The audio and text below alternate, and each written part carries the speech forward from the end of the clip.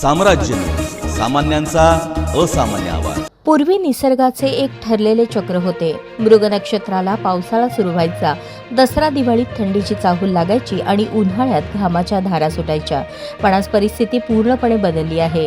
सध्या हिवाळा सुरू आहे की पावसाळा हे ओळखणे कठीण झाले आहे। अवेळी येणारा पाऊस, सोसाट्याचा वारा, विजांचा कडकडाट आणि गारपीट यामुळे मानवी जीवनासोबतच निसर्गाचेही मोठे नुकसान होत आहे। बेमोसमी पाऊस आता केवळ हवामानाचा अंदाज राहिला नसून तो अनेकांसाठी कर्दनकाळ ठरत आहे।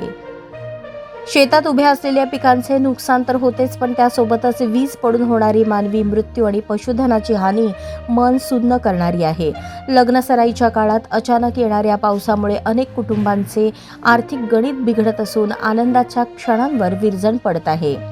निसर्गाच्या या लहरीपणाचा आपण हवामान बदल म्हणून ओळखतो।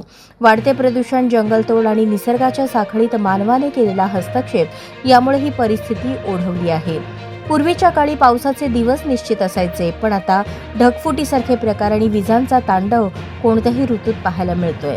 विजांच्या गडगडाटासह होणारी गारपीट ही केवळ पिकांचा शत्रू नसून ती पर्यावरणातील पशु, पक्षी आणि अन्य जीवांसाठीही जीवघेणी ठरत आहे। अशा कठीण परिस्थितीत प्रशासनाने केवळ पंचनामे करण्यापुरते मर्यादित न राहता हवामानाचा अचूक अंदाज ग्रामीण भागातील शेवटच्या घटकापर्यंत पोहोचवण्यासाठी प्रयत्न करणे गरजेचे आहे। नागरिकांनीही विजांचा कडकडाट सुरू असताना झाडाखाली न थांबणे, सुरक्षित ठिकाणी आश्रय घेणे आणि हवामान खात्याच्या सूचनांचे पालन करणे आवश्यक आहे। निसर्ग आपला मित्र आहे, पण जेव्हा आपण त्याच्या मर्यादा ओलांडतो तेव्हा तो अशा प्रकारे कोपतो। बेमोसमी पावसाचे हे संकट म्हणजे निसर्गाने दिलेला धोक्याचा इशारा।